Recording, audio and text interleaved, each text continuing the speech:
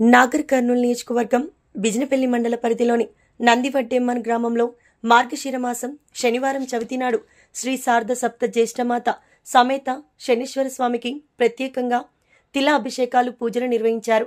ఆలయ ప్రధాన అర్చకులు డాక్టర్ గవ్వమఠం విశ్వనాథ శాస్త్రి మాట్లాడుతూ శనివారం అష్టమి రావడంతో భక్తులు జన్మరీత్యా గోచార రీత్యా గ్రహదోషాలు తొలుగుటకు శనిగ్రహ శాంతి కొరకు శనేశ్వర స్వామిని నువ్వుల నూనె, జిల్లేడు పూలు, జమ్మి ఆకులతో ఈరోజు పూజించారని అన్నారు.